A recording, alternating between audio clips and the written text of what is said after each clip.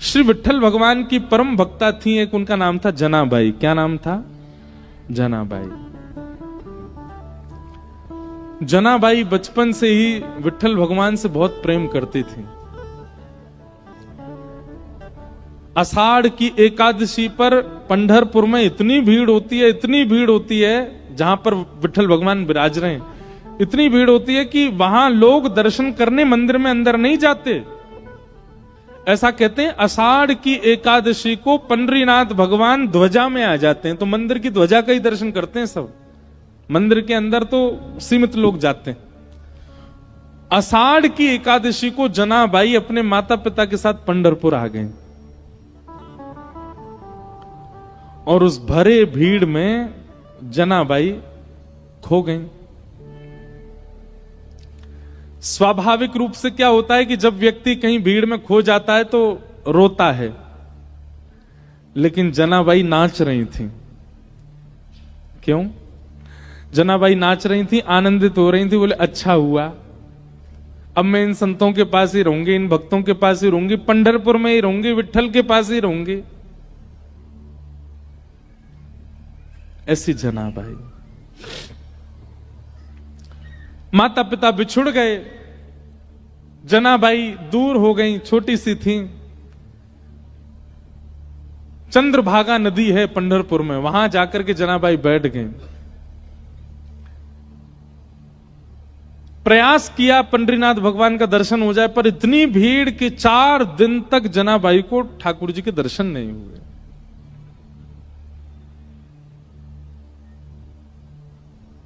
4 दिन बाद, 4 दिन तक तो सह लिया, लेकिन 4 दिन बाद जनाबाई रोने लगी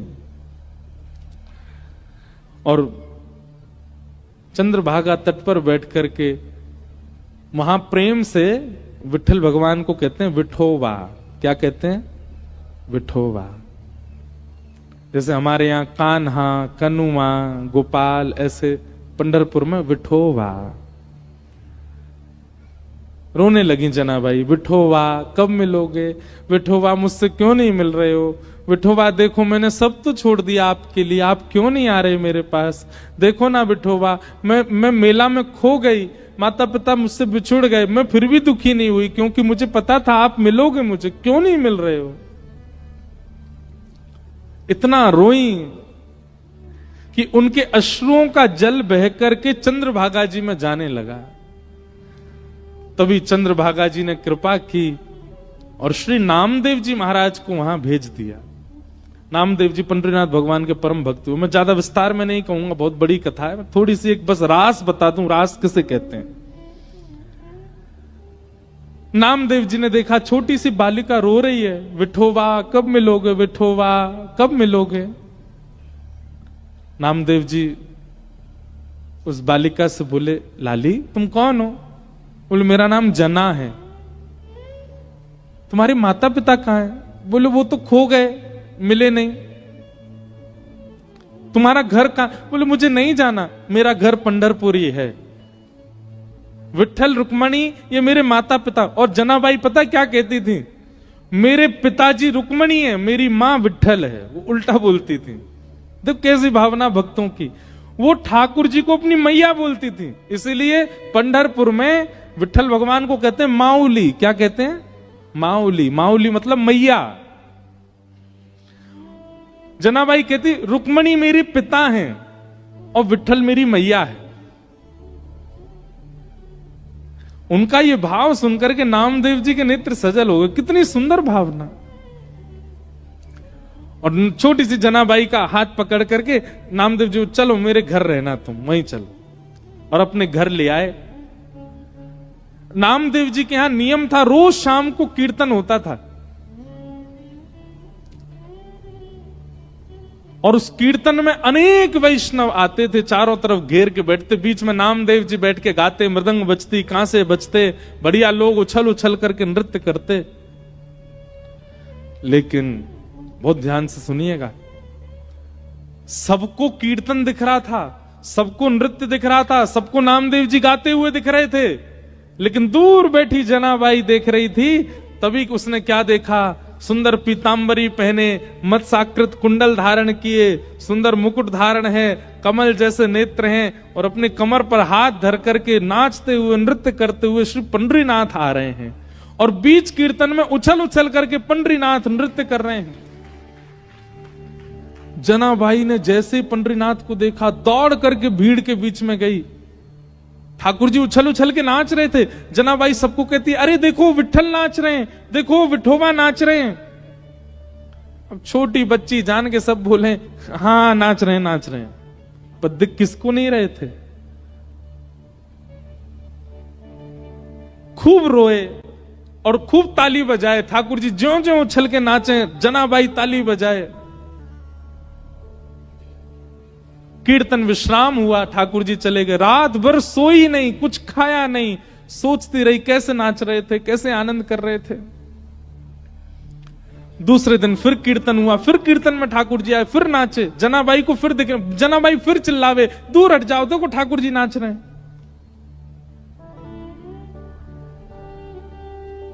4 दिन 5 दिन रोज ठाकुर जी जनाबाई को दिखे। नामदेव जी जनाबाई से बोले, हे जना तू मंदिर क्यों नहीं जाती दर्शन करने? तो जनाबाई कहती, मैं क्यों जाऊं, वो जाते हैं मंदिर जिनको ठाकुर जी मंदिर में दिखते हैं, मुझे तो यहीं दिख जाते हैं। आप जब कीर्तन करते हो वो यहीं आते हैं, मैं तो यहीं देख लेती हूं उनको, मैं क्यों जाऊं मंदिर? नामदेव जी बोले, इस बालिका में कुछ तो है, इसको सच में दिखते हैं पंडरीनाथ। एकादशी का दिन आया। एकादशी को लाखों की तादाद में लोग जाते हैं वहां दर्शन करने। आज सुबह से इतनी भीड़ थी, जना बार बार सोच रही है आज पंडरीनाथ पता नहीं आएंगे कि नहीं, आज इतनी भीड़ है, आज पता नहीं कीर्तन में आएंगे कि नहीं, इतने वैष्णव आए हैं, हो सकता है नहीं आवे। बहुत व्याकुल थी, घबराहट हो रही थी जना को।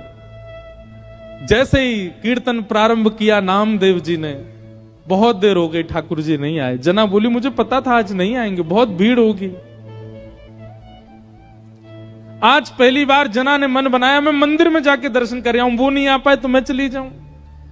और जैसे ही जना अपने स्थान से खड़ी हुई, तभी क्या देखती है, कस्तूरी की सुगंधी आने लगी। जना ने नेत्र खोल के घुमा के देखा तो ठाकुर जी उछलते उछलते आ रहे थे, नृत्य करते हुए आ गए कीर्तन में और फिर से नृत्य करने लगे।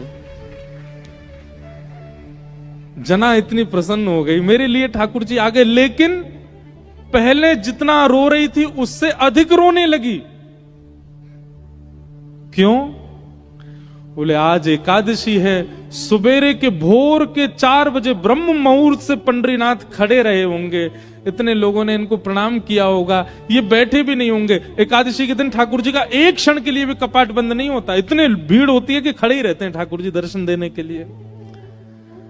जना बोली, आज ये इतने श्रमित हैं और श्रमित होने के बाद इतनी जोर जोर से यहां नाच रहे हैं, इनके पैरों में पीड़ा हो रही होगी।